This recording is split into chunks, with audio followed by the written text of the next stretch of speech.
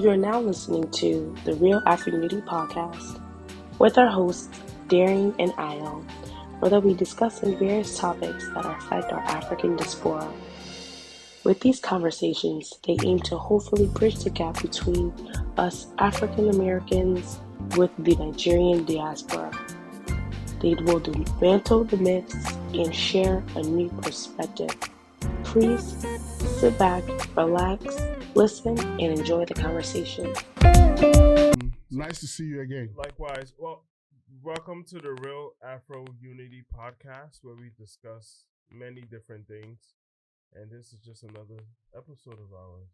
Yes, and what I feel is we have brought like 2-3 people, talking about their experiences about integrating into the US system. We've had people that from Europe, this is not just like an American thing. This is real Afro Unity, which means it's open to every black people all over the world, and it's global, and I feel like we should delve into the other parts of what Afro Unity is all about. We are all about developing people, and by the way, you guys should look out for our training programs that are coming up. We're going to be training people in business analysis, data analysis, insurance, financial responsibility, project management, and so on and so forth. You don't have to pay for it. It is free. We're trying to put everything together and get all our collaborators together, like O2 Consulting, bringing him on board to help train people, train you on what is happening in this present day and age, that can put food on your table. Exactly. And that is what that aspect is all about. But all work but no play makes Lucius a dull boy. And that is the way I'm going to put it. And I feel like Real Afro Unity should have some entertainment part of it. Absolutely. Where we're able to talk about things that bring us together as Africans, as black people all over the world. Either you're in the Caribbean, you're in the US, you're in France, you're in Europe, anywhere you might be, we just want you to know we got you. We got you. We got you. We're all one. We're all one family. That's the big thing. Yeah. And I'm glad you mentioned the projects that we're working on and the offerings that we're putting together, because in this new economy, a lot of people don't know what's available. Yeah. That's true. Things have changed ever since COVID. They don't realize that there's a new industry. Tech is different now. You can get into it with very little to no skills.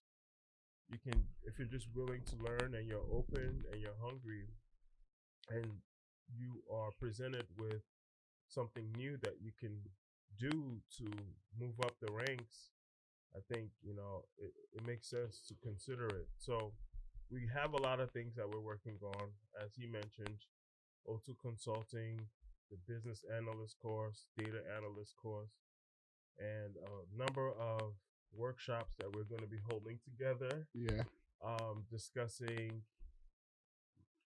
just how to prepare for your future, how to be better with your finances, the different products that are available that can help you secure your future and the future of your family as well. 100%. Yeah, so because at the end of the day, we care about our community, and this is our way of showing how we care. Yeah, I mean, if we don't care, we won't be doing this. Exactly. And I keep telling people, when I meet people or when people watch one of our episodes and they reach out to me and I'm like, they're like, you should do this, and I'm like, see, the most important thing is to be able to put the information out there, because you're as good as the last information you have, right? Exactly. So if what you knew years back was a typewriter,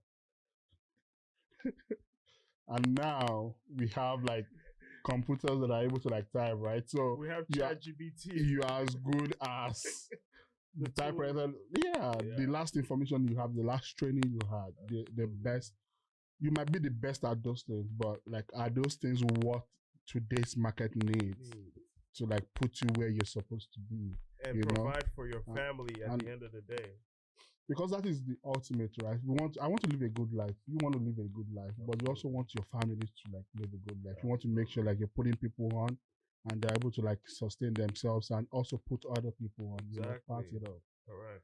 And you know, join us. You know, subscribe, follow our Instagram pages, our thread at Follow Real the- Afro Unity, Right. and just watch out for the big things that'll be coming up. All these trainings, they cost thousands and thousands of any currency that you might think of, but we're giving it out for free. We're not just like doing it and training you and letting you go. We are going to be there with you from beginning to end, holding your hands one step at a time. till you're able to secure that dream job that you're looking for. Absolutely. So even if you're not interested, even if you think you're settled, it's okay. Pass it on to someone that might need it. And that is what we're about. Absolutely, man. Wow. So- But today is a little different, guys. So this is not the traditional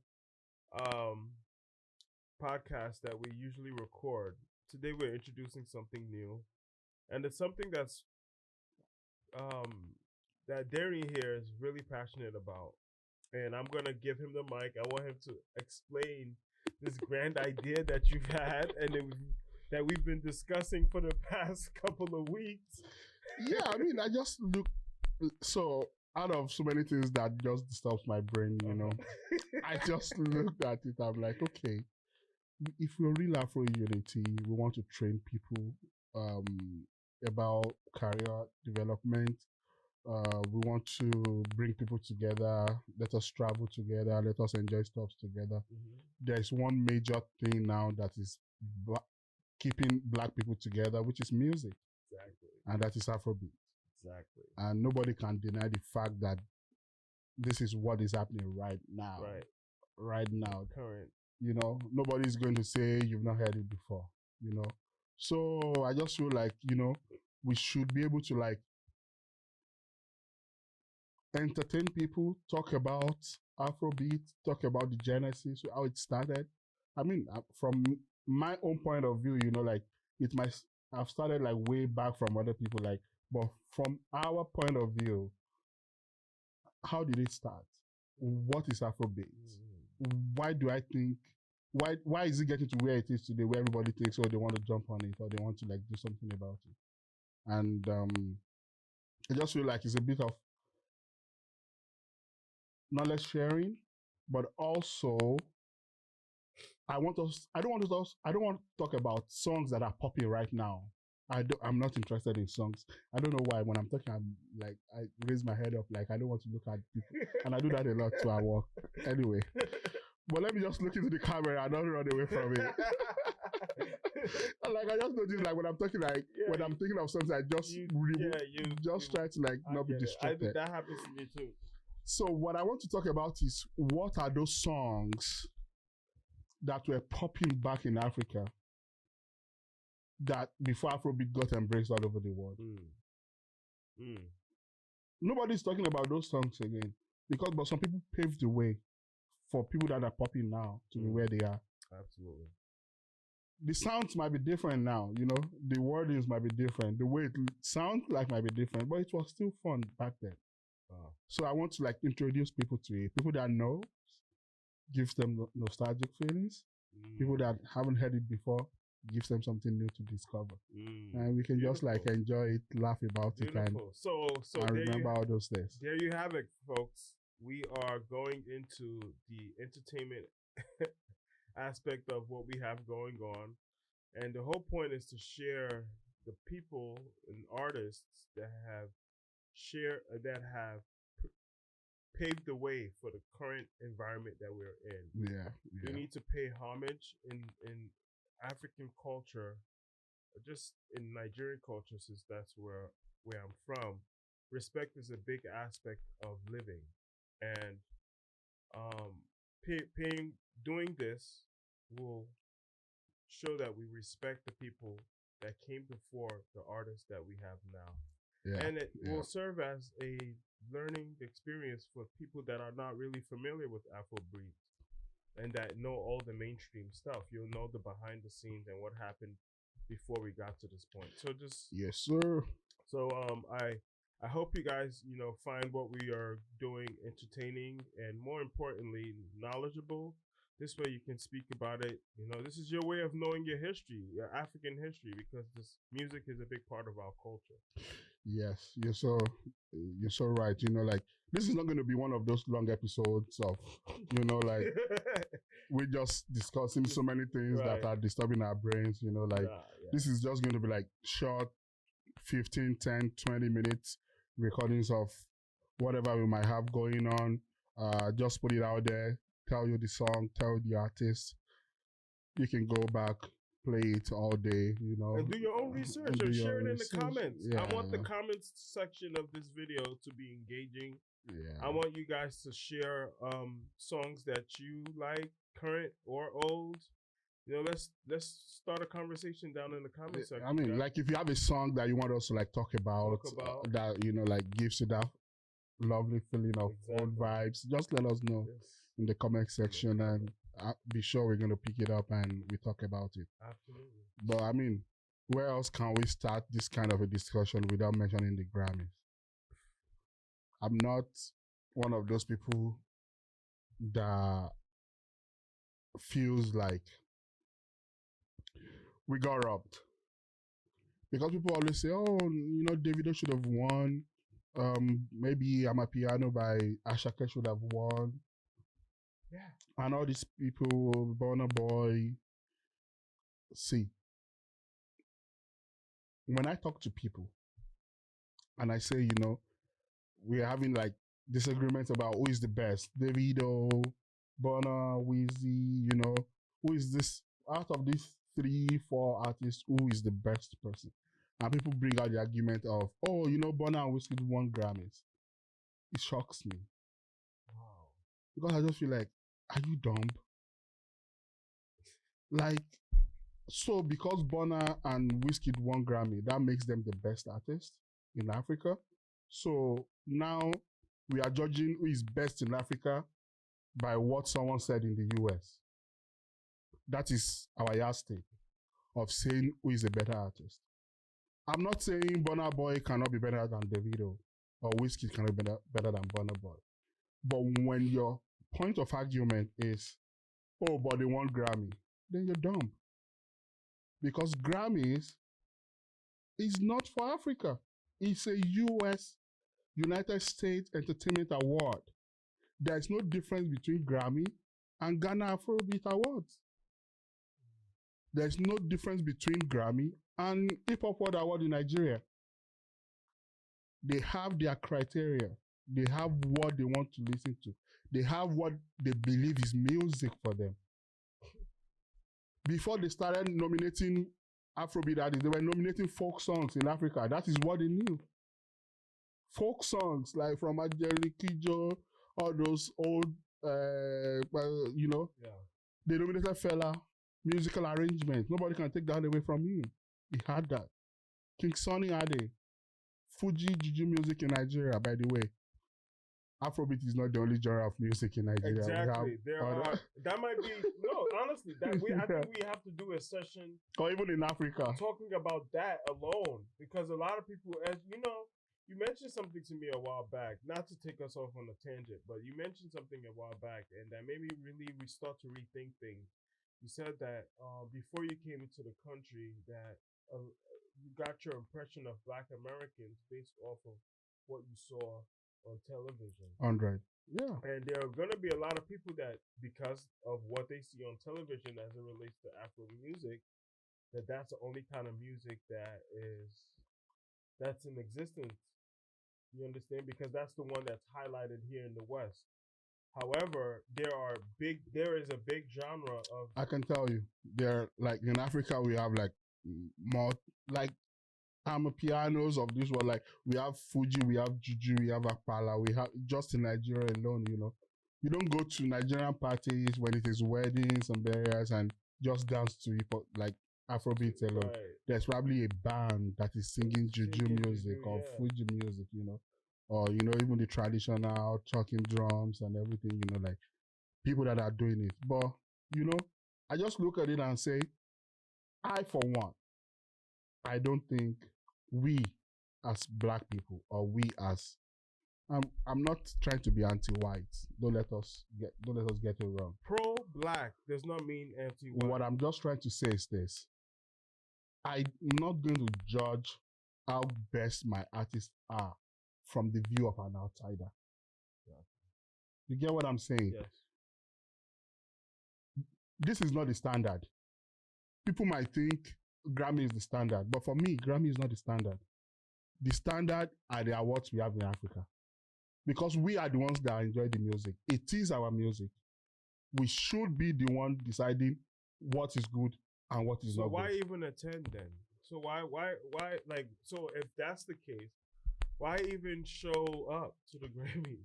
And that is, I don't blame artists that shows for it because that puts you out there. I'm not underestimating the power of America when it comes to entertainment. Okay. I'm just saying I'm not going to judge my own best artists based on what even American society is the standard. But Grammy is not American society. Got it.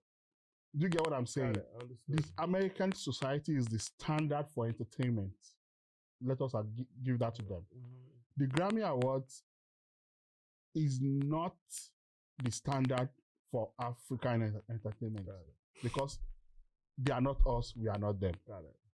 They appreciate what we're doing, so they put a category there for us.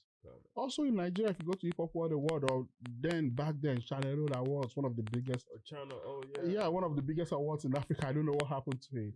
They give awards to like, who is the best global artist? Who is the best American artist? So they give can those I kind ask of a awards. question? This is maybe a naive question, but what is the equivalent of the Grammys for the continent of Africa? Not just Nigeria, the continent of Africa. So it used to be Channel Road Awards. Okay. It used to be. I don't know what happened. Maybe the station packed up. Or it's difficult to sustain awards. Like money. Is there really an industry? So like, explain. I don't know if you saw the question that Meek Mill recently posted. He said, "How do Africans listen to music?" Did you ever? No, you didn't see that. So my thing is, I want to understand the landscape in Africa as it relates to the music industry, and that is the history I'm going to take us We're gonna delve into. Because I feel like in the beginning of Afrobeat in Africa, or let me say in Nigeria, or let me go Africa, then zoom to Nigeria, and I'm more sure of is this. Each country had their own ways of doing music. Nigeria had Juju, Fuji, Apala music that was like popping in Africa for everybody, selling millions of records back then. Even as far back as 70s and 80s, already coming to the US and Europe to do tours. I'm telling you. People might know Fela as like the biggest Nigerian artist ever. But the Sunny Ades, the Ebenezer Obeys, they've been coming to Europe, coming to the US to do tours there. Musical tours. So what I would say is this. In Nigeria, for example, when people started listening to a lot of American songs, in the early 90s to the mid 90s, the culture of the influence of American culture was heavy back in Africa. So they were the songs we listened to. Tupac, Biggie, this guy, 50 Cent even came later, but then Biggie, 50, even all these Luther Vandross and all these people, they were listening to in Africa. Okay. The first Michael Jackson song I heard was on my dad's vinyl play. Oh, wow, look at that. So the Afrobeat culture started coming up late 90s, early 2000s. Now define that to us back then. Artists like? So I would say when it became more, artists like Jasmine Olofin, Popley Dairo, I think he was a producer then. Omololu was a producer then with Kenny's Music. Jasmine, I mentioned Jasmine Olofin, right? Yeah, Popley, Yeah, Popley. Yeah, back then, they were already sampling songs. Yeah. P Square, they came some 2-3 years later. 2000. So I'm talking about like late 97 to 2000. Got you it, know, got it. the Remedies came up, Plantation Boys came up. It was more of a group thing. Rough, Rugged, and Raw came up. You know, all these people started, but they were singing. Their songs were trying to mimic or copy whatever song was like popping in America. You know, do a banging chorus, then rap to it. I would say Plantation Boys as a crew, they were like more of the R&B kind of song. Remedies was a group by Idris Abdulkarim, Eddie Remedy, and Tony Tetula. They were the ones, so they were like singing and rapping. That is just it. You sing, you rap, you sing, you rap, you sing, chorus, rap, chorus, rap. If you ask me, in my own opinion, I mean, we have people like Wed MC, though, that was even in the UK back then, that was already doing Afrobeat kind of songs, you know, but rapping in Yoruba. There is a lot of Ajasa, you know, these people like mid-90s, late 90s set of artists. But the major people that like blew up and like started getting the recognitions was when Kenny's Music started putting like Remedies as a group on. So I think they dropped their first album, Peace, in 1999, if I'm not mistaken. And that was the beginning of, I'll say, money-making part of Afrobeat. Before then, nobody was really paying attention to it. Nobody was really... People were listening to it, but I don't think it was making artists a whole lot of money. Even these artists that I'm saying, like, they were making money. Now, they were the set of people that people can call for shows and say, oh, we are bringing Remedies to our show. And they're going to come, they're going to sing. So they were pulling, they had influence. Yes. Got it. Wow. I think that's a good first half of this. I want to leave the artist. I mean, I said the artist. I want to leave our listeners with some teasers. Would you have some teasers that you? If you ask me, you know, I'll put it this way. I'll do two things. Then we can close this. Okay. This session out. Session, right? Then we can wait for the next episode. Mm-hmm. If you ask me, the Afrobeat we really have today, that is not about rapping, about talking, you know, like, bless you, you know, like raps, rhymes, and so on and so forth. Who is the first person that did it, that gave everybody a template of what they can do today? I'll say it's Tony Tetula. Songs you can sing along to and rhyme to. In 2 days, you know the lyrics. And that is what Afrobeat is doing now. Catchy choruses, nice tones, sing along songs, and Tony Tetula gave us that with his first album. But I'll tell you how we got there in the next episode. However, if you ask me now, off my head, what is that one song that people might not know, or people might know anyway, but I'll say from 2016 downwards to the early 90s, that we should let people go listen to?